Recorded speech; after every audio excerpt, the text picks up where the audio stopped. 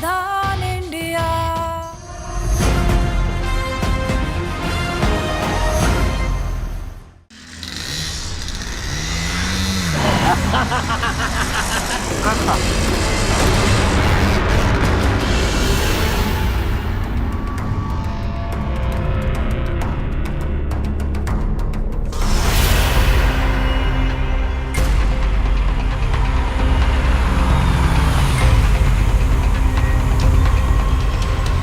हम दे दें आपको लिफ्ट। अरे अरे मैडम जी, हर रोज ना जाने कितनी लड़कियां इस अपराध की शिकार होती हैं। आखिर क्यों लड़की का घर से बाहर निकलना चर्चा का विषय बन जाता है। कोई उसकी चाल ढाल पर फप्तियां कसता है तो कोई उसके कपड़ों पर, कोई आंखों से खा जाने की कोशिश करता है तो कोई छूकर अपनी बदतमीजी का सबूत देता है। और जब शिकायत की जाती है तो परिवार हो या पुलिस, राजनेता या अधिकारी, एक जैसे जवाब मिलते हैं। ऐसे रास्ते से जाती क्यों?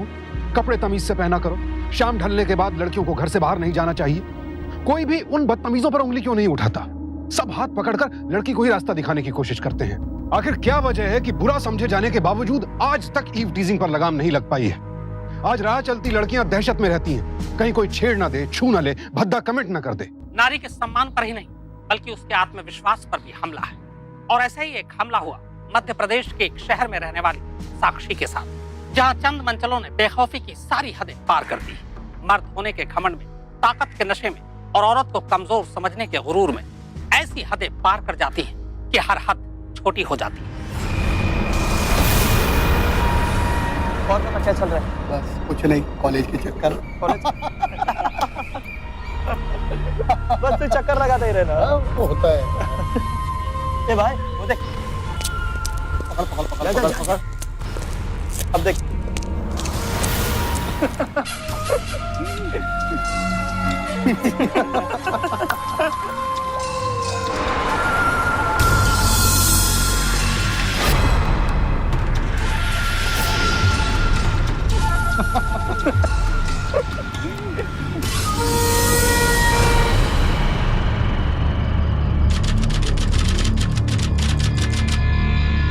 पिताजी, वो सारे लड़के इतने ज्यादा बदतमीज हैं, ना तो उन्हें किसी का डर है और बस यूं ही खुलेआम। अरे वो लड़के हैं, ऐसे हरकतें करते ही रहेंगे, उनसे क्या मुंह लगना। पर अम्मा, बेटा, तेरी माँ सही कह रही है। अब देखो ना, मेरी ये बीमारी हम सबकी मजबूरी बन गई है और तुम्हारी पढ़ाई हमारी जरूरत। बस किसी भी प्रकार अपना ग्रेजुएशन पूरा कर ले बेटा, इससे कम से कम मेरी नौकरी तो तुम्हारी हो जाएगी। क्या है ना बेटा, देव अभी छोटा है, वरना ऐसे दिन तुझे देखने नहीं मिलते। मैं मजबूर हूँ बेटा, माफ कर दो। मामा, ये गलत है ना? तो चुप कर। देख साक्षी, हम में इतना सामर्थ्य नहीं है कि हम उनसे उलझे। तो एक काम कर, कल से तू दूसरे रास्ते से जा। ऐसे रास्ते से जाती क्यों? ऐसे कपड़े पहनती ही क्यों? ऐसे लोगों की सुनती क्यों? ऐसे लोगों की तरफ देखती क्यों? शायद छेड़खानी की शिकार कोई भी लड़की जब हमारे या आपके पास आती है तो हम सब यही कहते हैं, यही करते हैं। क्या घर, क्या मोहल्ला, क्या दफ्तर, क्या बाजार, क्या पुलिस और क्या प्रशासन, हर जगह हर कोई छेड़खानी के मामले को बेहद हल्के तरीके से लेता है। आज सभी व्यस्त हैं, सभी परेशान हैं। किसी को नौकरी की टेंशन है तो किसी को घर चलाना है। ऐसे में कोई भी बेकार में उलझना नहीं चाहता। इसलिए पहला रास्ता जो इख्तियार किया जाता है वो है टालने का। और ये हमारी सबसे बड़ी गलती होती है। अपराध को नजरअंदाज कर देते हैं, उसकी उपेक्षा करते हैं। कदम पीछे हटाने का मतलब है इन्हें कदम आगे बढ़ाने का न्योता देना। बहरहाल साक्षी ने माँ की बात मान ली और अब वो दूसरे रास्ते से जाने लगी।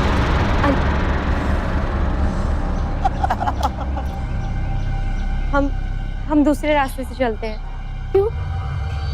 वो यहाँ पर लड़के खड़े रहते हैं और वो छेड़ते हैं, हमें अच्छा नहीं लगता। तो क्या हुआ, वहाँ तुझे कोई और मिलेगा। किसी भी रास्ते पे ऐसे लड़कों की कमी थोड़ी ना। फिर भी चलना, हम दूसरे रास्ते से चलते हैं। हमने कल अम्मा को भी बताया था और उन्होंने कहा कि रास्ता बदल लेना। चल चल, हम दूसरे रास्ते से। तू पागल तो नहीं हो गई है? देख, ये बेवकूफ़ी दोबारा कभी मत करना।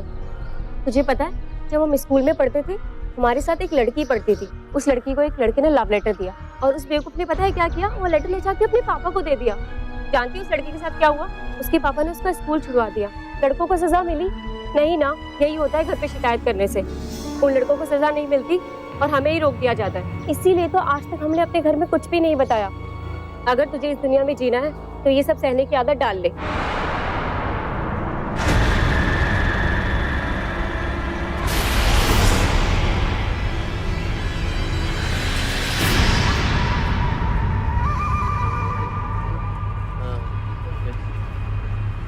भैया तुम यहाँ? मौसी से तो कह रहे थे कि तुम मंदिर जा रहे हो। अरे तो मंदिर ही तो है ये। देखो यहाँ से इतनी सारी देवियाँ गुजरती है, जिससे चाहे प्रसाद ले लो, जिसके चाहे दर्शन कर लो। वो देख हमारी देवी जा रही।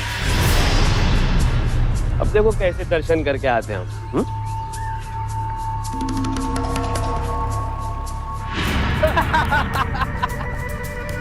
यार तुमको ये सब करते हुए डर नहीं लगता? अरे डर नहीं मुन्ना, मजा आता है, मजा। समझे बेटा, हम इस गली के राजा हैं, राजा।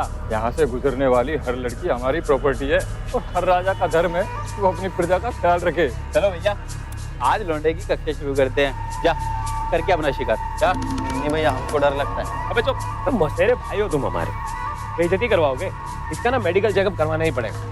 अभी करके दिखा दे, उसमें कौन सी बड़ी बात है। तो जाओ जाओ जाओ, शाबाश। और सुन, शिकार करके आना अच्छे से। कर लेगा? करेगा कैसे नहीं, भाई है हमारा। अब देखो आएगा मौका। ऐसा नहीं होता। दोनों देखी थी। अरे तो जितनी बार भी आती थी, इसलिए मेरे चैनल पे सजेशन आता है तो मैं तो हमेशा ही देखती हूँ।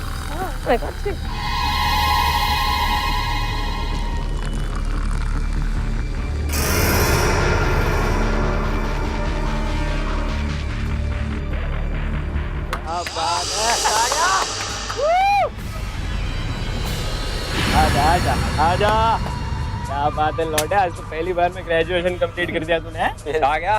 तुम लोग कुछ करते क्यों नहीं हो? कहीं शिकायत क्यों नहीं करते? हमें कुछ करना चाहिए। हम शिकायत करते हैं, कोई आकर चूटी काट कर जाता है तो कोई कुछ और करके जाता है। वो बेचारी मृणाल का दुपट्टा ही खींच दिया तो गलती उस मृणाल की है ना। अरे हमें तो आज तक कभी किसी लड़के ने नहीं छेड़ा। लड़के भी उसे ही छेड़ते हैं जो लड़के तैयार होके जाती है। हमें देखो, हमारे इतने अच्छे बाल हैं, क्या हमने कभी खुले छोड़े? और उसे देखो, जब बाल खुले करके शैम्पू करके आ जाती है। हम हमेशा फुल बाजू के कपड़े पहनते हैं और वो कट स्लीव्स। अब अगर घर में खाना खुला रखोगे तो कुत्ते तो सूंघेंगे ही ना। राह चलती लड़कियों के साथ छेड़खानी करने वाले लड़कों से मैं ये पूछना चाहता हूँ कि आखिर ऐसी हरकतों से वो कौन सी वाहवाही लूटना चाहते हैं? एक लड़की को छेड़कर उन्हें क्या मिलता है? किसी का दुपट्टा खींचकर, किसी लड़की के खिलाफ ताने मारकर आखिर वो कौन सी बहादुरी का काम करते हैं? लड़कियों को छेड़ने वाले यही लड़कों को अगर कोई 2 मिनट घूर ले तो वो अपना आपा खो बैठते हैं। घूरने का कारण पूछने लगते हैं। आखिर लड़के ये क्यों नहीं सोचते कि उनकी हरकतों से लड़कियों को कितनी परेशानी होती है? मेरी गुजारिश है ऐसे तमाम लड़कों से कि वो लड़कियों की जगह खुद को सामने रखकर देखें। साक्षी के इस कदम ने यह साबित कर दिया कि ऐसी परेशानी दिमाग पर कितना गहरा असर करता है।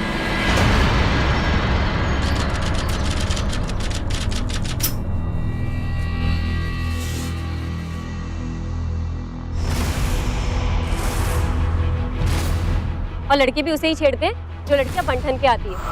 हमें देखो, हमारे इतने अच्छे बाल हैं, क्या हमने कभी खुले छोड़े? और उसे देखो, बाल खुले करके शैम्पू करके आ जाती है।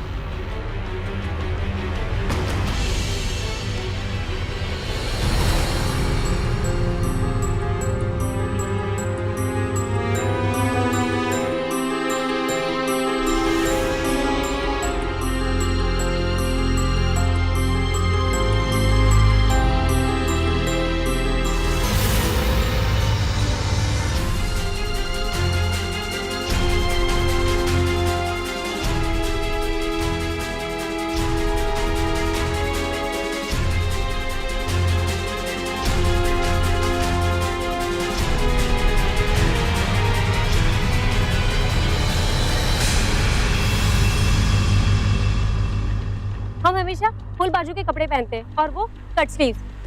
अब अगर घर में खाना खुला रखोगे तो कुत्ते तो सूंघेंगे ही ना।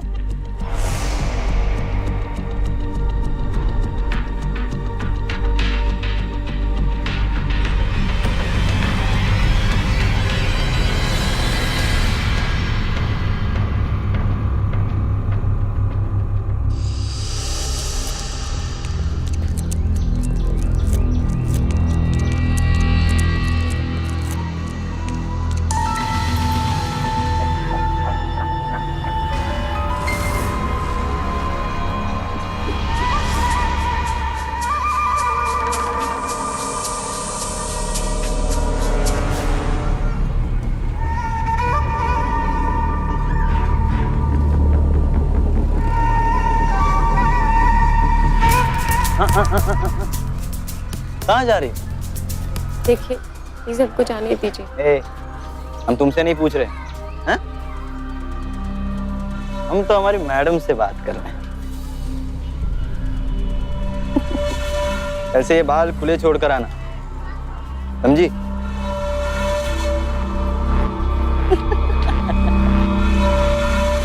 दूर की परी है नहीं? साक्षी की ये गलतफहमी भी दूर हो गई कि ऐसे लड़के अक्सर तथाकथित एडवांस लड़कियों को ही छेड़ते हैं। उसे तो सपने में भी अंदेशा नहीं था कि एक दिन उसे ये सब कुछ झेलना पड़ेगा। ऐसे लड़कों को अगर पहली बार ही रोक दिया जाए, अगर पहली दफा ही उन्हें कानून के तहत या समाज द्वारा सबक सिखा दिया जाए, तो उनकी आगे बढ़ने की हिम्मत टूट जाती है। पर अफसोस ऐसा नहीं हुआ, और इस वाकये के बाद साक्षी बुरी तरह से घबरा गई थी। माँ हम तो कपड़े भी ढंग से पहनते हैं, कोई फैशन भी नहीं करते, और अब तो हमने रास्ता भी बदल लिया है, फिर भी हमें छेड़ा। अब हम क्या करें माँ? कौन था वो? वो पड़ोस के मोहल्ले का केशव है ना, उसी के साथ रहता है वो लड़का। वो तो एक नंबर का गुंडा है। हम तो उन गुंडों से मुंह तो नहीं लग सकते ना बेटा। देख बेटा, तो एक काम कर, कल से ना तो रिक्शा से जाया कर। माँ रिक्शा में कितने पैसे लग जाएंगे? मैं मानती हूँ तंगी है, मगर और थोड़ा सा है, कुछ दिनों की बात है। अब तेरा ग्रेजुएशन पूरा हो जाएगा ना, तो तुझे पापा की नौकरी मिल जाएगी, सब ठीक हो जाएगा, पहले जैसा हो जाएगा। अरे तू क्यों परेशान होती है? हाँ, रिक्शे के पैसे की चिंता मत कर, मैं हूं ना, सब संभालूंगी।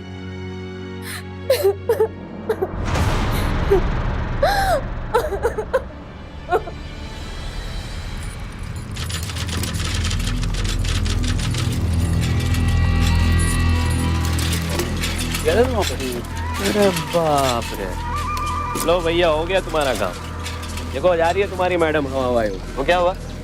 अरे कितना उड़ेगी, जब थक जाएगी तो हमारे पास ही तो आएगी। अच्छा, और भाई आप भी देखना, उसका पसीना हम ही पहुंचेंगे। देखते हैं। चलो आते हैं। हाँ जाओ जाओ।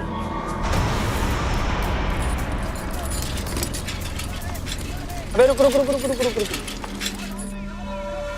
सुनिए, आप पे कुछ गिर गया है। भैया आप जरा जल्दी चलाइए, हमें कॉलेज के लिए देर हो रही है। कबे दिखाई नहीं देता? मैडम का कुछ सामान गिर गया है, हम लौटाने आए हैं। चुपचाप खड़े रहो वरना तुम्हारी सर्विसिंग कर देंगे।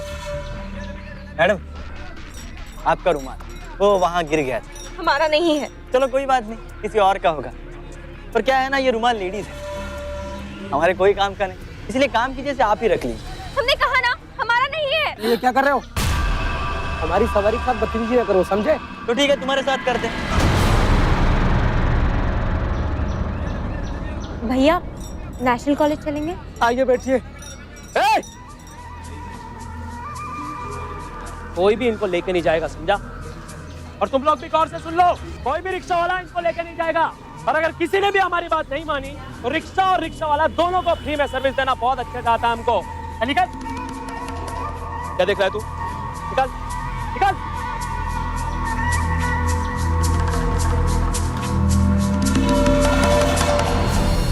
चलो आजा। सर ये रोज का किस्सा हो गया है, आए दिन छेड़ते रहते हैं। हमारा कॉलेज आना जाना बहुत मुश्किल हो गया है। सर आप प्लीज कुछ कीजिए, और हम सब आपकी ही जिम्मेदारी है। तो इसमें मैं क्या करूं? कॉलेज के बाहर पुलिस वाले से बात करके कांस्टेबल रखवाया है, अंदर गार्ड्स हैं। अब हर लड़की के लिए एक कांस्टेबल मैं तो रखवा नहीं सकता ना। You are safe in my college, बस यही जिम्मेवारी है हमारी। रास्ते में आपके साथ क्या होता है इसके बारे में देखना आपका काम है। सर लेकिन अगर आप कोई एक्शन नहीं लेंगे तो इससे उनका हौसला और बढ़ेगा। आई थिंक ताली एक हाथ से नहीं बजती। अगर वो ढंग से कपड़े पहने, ज्यादा फैशन ना करे, दुपट्टे से अपने को ठीक से ढक के रखे, तो छेड़ेगा कौन है? पहले अपने कदम को ठीक से रखिए। सरेआम दिन दहाड़े लड़कियों को छेड़ा जाता है, और हम कभी अपने व्यस्त होने का बहाना बनाकर या कभी अपने कमजोर होने का रोना रोकर चुप बैठ जाते हैं। हर कोई अपने हिस्से की जिम्मेदारी से पल्ला झाड़ने में जुटा है, और यही किया साक्षी के कॉलेज के प्रिंसिपल ने। बुरी नीयत किसी दुपट्टे, पर्दे या उम्र की परवाह नहीं करती है, लेकिन यह बात समझना तब तक नामुमकिन है जब तक हम अपनी ये संकीर्ण सोच नहीं बदलते हैं। अब तो रिक्शा वाला भी साक्षी को ले जाने के लिए तैयार नहीं था, लेकिन कॉलेज जाना साक्षी के लिए बेहद जरूरी था, लिहाजा उसने दूसरा रास्ता इख्तियार किया। अरे बाप रे किशोर, तुम्हारी मैडम तो बड़ी जबरदस्त निकली। हमसे पीछा छुड़ाने के लिए साइकिल पे आने लग गई।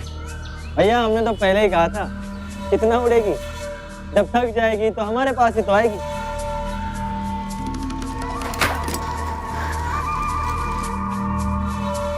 अरे भैया हमसे गुस्सा हो तो रिक्शा वाले को क्यों नाराज किया, नहीं साइकिल ले ली।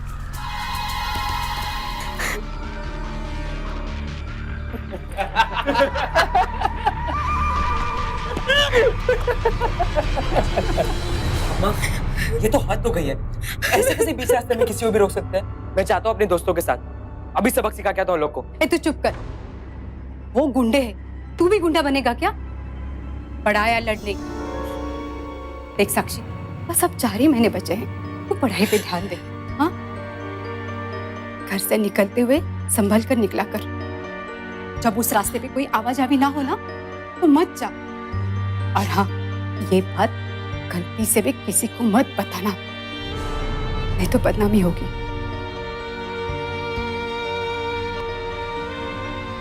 साक्षी को समझ नहीं आ रहा था कि वो क्या करे। किशोर और उसके साथियों की हिम्मत भी लगातार बढ़ती जा रही थी। कपड़े में हुए छोटे से छेद को अगर वक्त पर न सिला जाए तो फिर वो धीरे धीरे इतना फट जाता है कि सिलने लायक नहीं रह जाता। और अगर उसे गलत तरीके से सिल दिया जाए तो भी नुकसान। साक्षी के घर वालों और प्रिंसिपल ने इस बात को टालना ही ठीक समझा। पानी अब सर से ऊपर जा रहा था।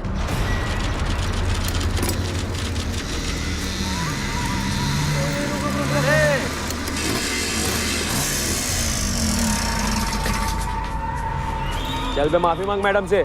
पता नहीं कितनी तकलीफ होती है तेरी वजह से, रास्ता चेंज करना पड़ा उनको। माफी मांग।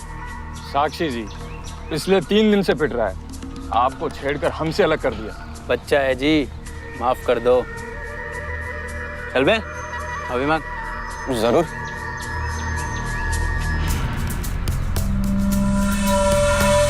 माफ कर दीजिएगा मैडम। देखा, माफ कर दिया मैडम जी।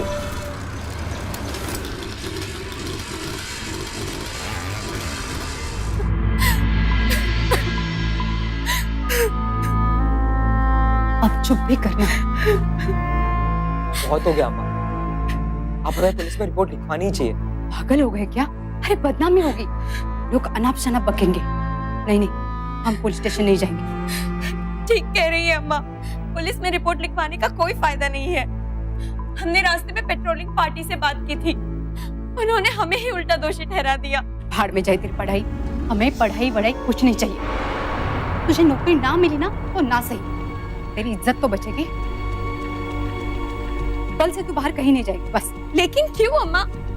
गलती वो करे और भुगते हम बाहर नहीं जाएंगे, कल से मोहल्ले में आके हमें छेड़ेंगे, तब क्या करेंगे हम? तो करे तो क्या करे? अम्मा एक काम करते हैं, कल से जी को कॉलेज छोड़ने और लेने मैं जाता हूँ, कमलेश भाई की बाइक पर। अगर मैं साथ में आऊंगा तो दोबारा ऐसा नहीं करेंगे वो लोग। क्या ये सोच सही है?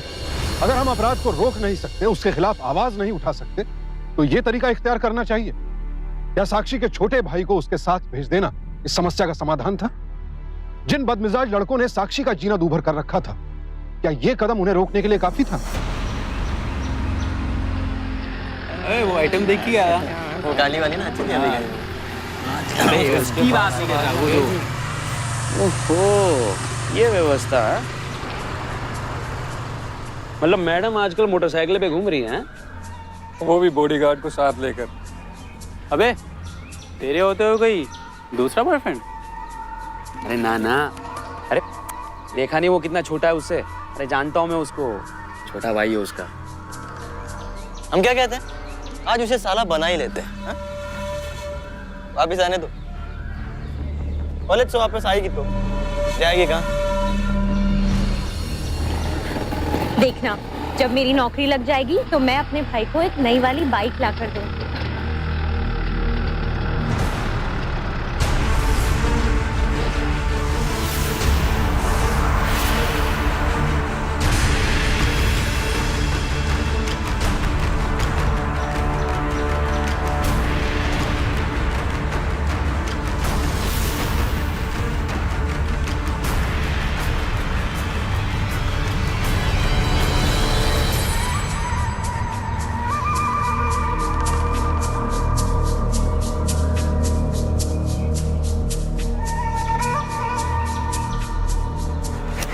चाबी वापस दो। साले साले साले साले साले क्यों बे तमीज नहीं है। अबे जीजा जी आए, नमस्ते वमस्ते करो। परेशान है बेचारा। अब यहाँ पर हम 4 लोग हैं, किसे कहेगा जीजा? तो इस समस्या का भी समाधान है। चारों अपना टैलेंट दिखाते हैं और जो मैडम जी को पसंद आए वो इसे इसका जीजा बना देंगे। एक प्रॉब्लम है, अगर मैडम को चारों का टैलेंट पसंद आ गया तो मैडम भी टैलेंटेड है। स्टीव, तुम इन सबके मुंह मत लगो, चलो यहाँ से।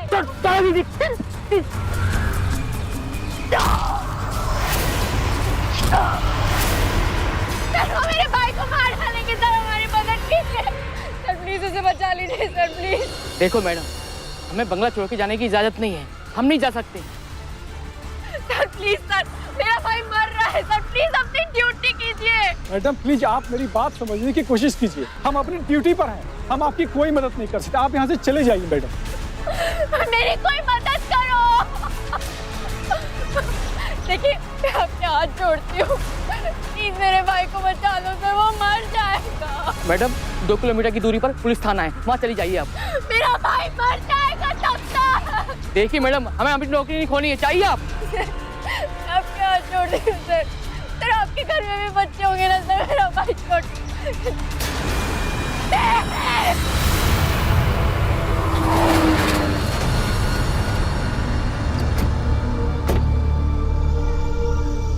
भाई ने उसे रोकने की बहुत कोशिश की, लेकिन उन लोगों ने चाकू निकाल के मेरे भाई को मार दिया। क्या उम्र है तुम्हारे भाई की? 15 साल। 15 साल की उम्र में बाइक चला रहा था, लाइसेंस तो होगा नहीं उसके पास, तुम जानती हो ये अपराध है। तो चालान कर दीजिए उसका, बाइक जब्त कर लीजिए। यहाँ मेरा भाई मर रहा है, जाके आप उसके हमलावरों को क्यों नहीं पकड़ते? वहाँ वो गार्ड अपनी ड्यूटी नहीं छोड़ना चाहता और यहाँ आप मुझसे अजीब से सवाल कर रहे हैं। We are sorry, he is dead. 38 बार चाकू से उसे मारा गया। बॉडी कहाँ है? आइए।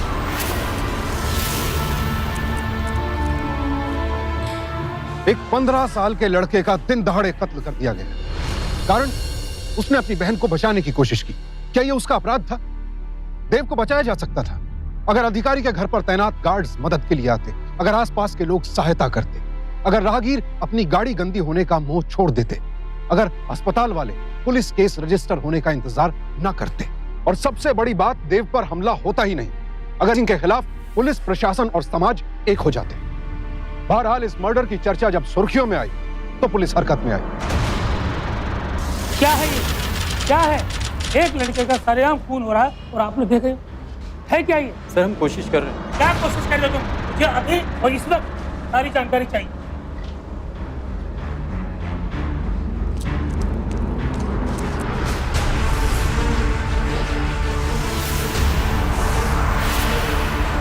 विक्रम मेरे भागो, पुलिस। छोड़ो छोड़ो। अरे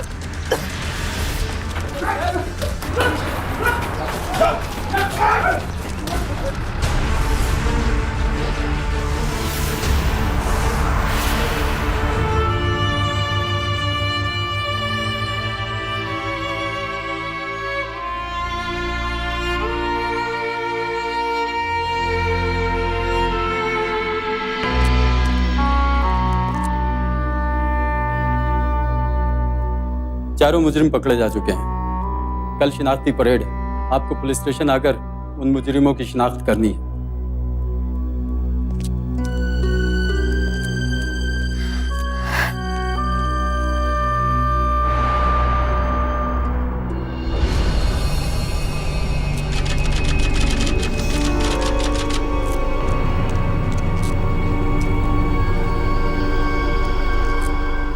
पहचान कीजिए, इनमें से कौन कौन था?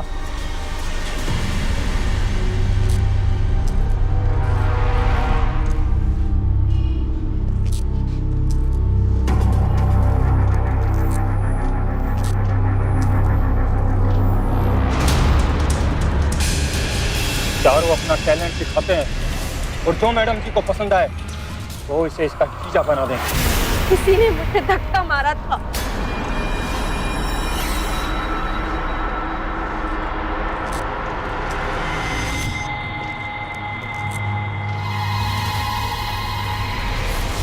किसी ने देव का हाथ पकड़ा हुआ था।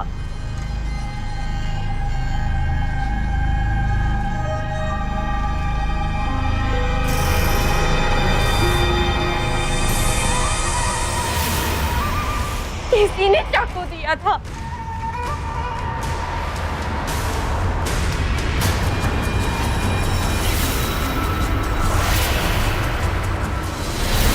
और इसने मेरे भाई को मारा था।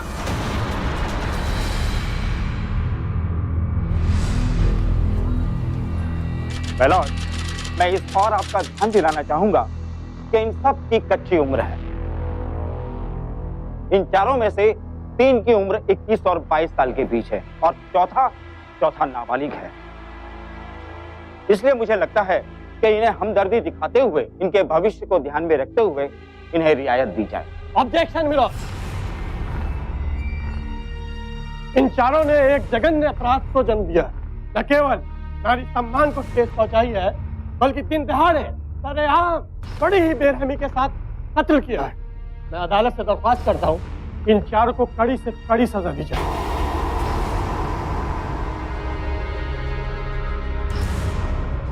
तमाम सबूतों और गवाहों के मद्देनजर अदालत इन चारों को। केवल ये चारों मुजरिम नहीं है जज साहब।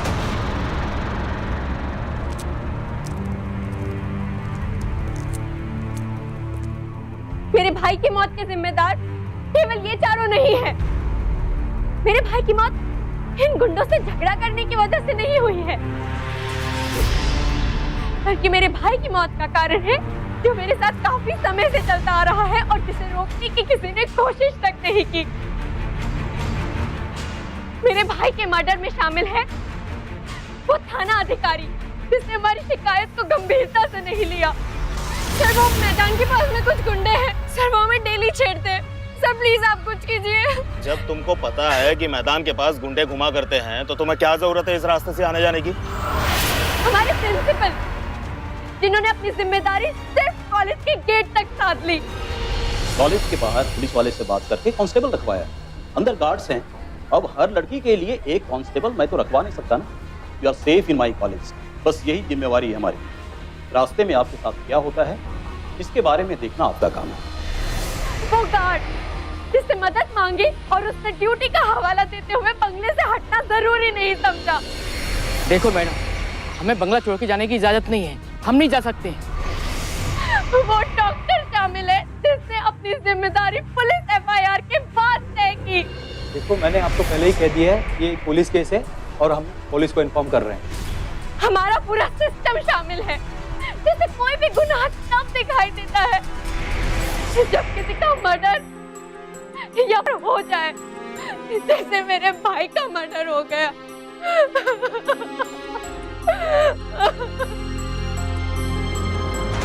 जज साहब, हम सबके घरों में कॉकरोच होते हैं जिन्हें मारने के लिए, भगाने के लिए हम दवा डालते हैं क्योंकि वो हमें नुकसान पहुंचाते हैं।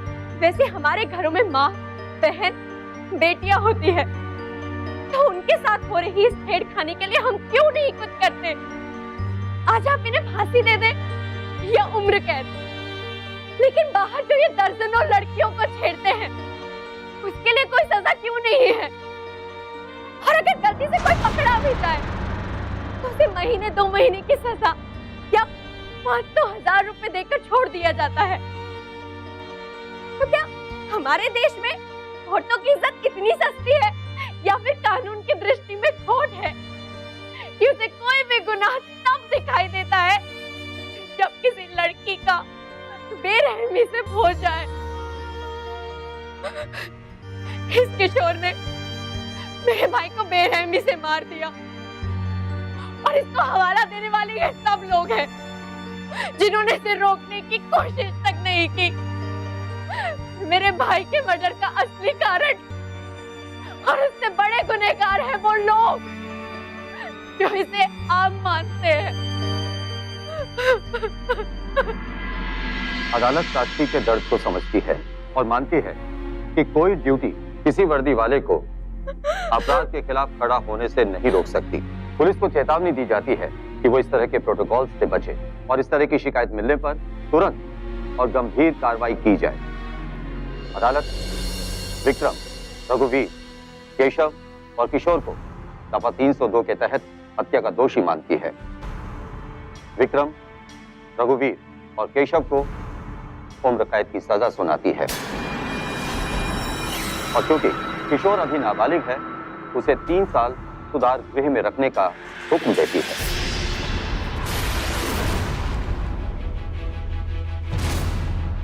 ये अन्याय है सर, ये गलत है। कैसा नाबालिग? कानून ने शादी की सीमा तय करके रखी है। अगर उससे पहले कोई शादी करता है तो वो जुर्म होता है। मेरे भाई को 15 साल की उम्र में लाइसेंस नहीं मिलता तो पुलिस उसे दोषी मानती है, लेकिन ये किशोर जो नाबालिग होते हुए मेरे छोटे से भाई को इतनी बेरहमी से मार देता है, तो क्या अदालत इसे हत्या करने का लाइसेंस दे देती है? अगर ऐसा है तो मेरे भाई को जीने का एक और मौका क्यों नहीं देती अदालत? हो सकता है कि मैं अदालत की अवमानना कर रही हूँ, लेकिन जज साहब, ये लड़का जो नाबालिग है, लड़कियों को छेड़ने के अलग अलग तरीके इजाद करता है, लोगों को डराता है, धमकाता है, उनके साथ मारपीट करता है और सरेआम किसी के पेट में 38 बार किसी के पेट में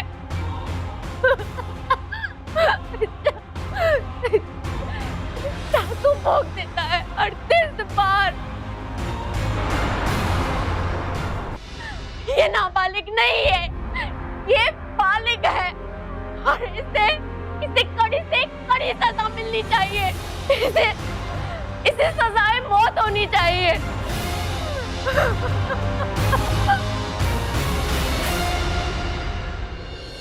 मैं समझती हूँ नाबालिग की रक्षा करना कोर्ट का दायित्व है, लेकिन जज साहब, लाखों बालिग नाबालिग लड़कियां, औरतें जब इस तरह के लड़के उनके साथ छेड़खानी करते हैं तो क्या उनकी सुरक्षा करना, उनके साथ न्याय करना ये कोर्ट का दायित्व नहीं है? आपके जज्बात को हम समझ सकते हैं साक्षी, लेकिन अदालत नियमों के दायरे में बंधी है। इस मामले पर हम फिर बहस कर सकते हैं, लेकिन किशोर के नाबालिग होने के कारण अदालत उसे सजा नहीं सुना सकती।